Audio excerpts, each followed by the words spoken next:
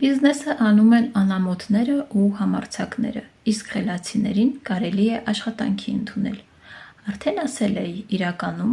խելացիները աշխատում են ղեկավարների համար,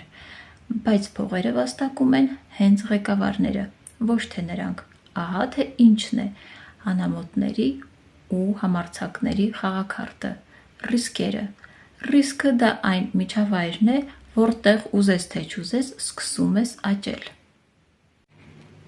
Ճանապարհին գլուխդ խփում ես պատին, հանդիպում տարբեր մարդկանց, փորձ ձեռք բերում։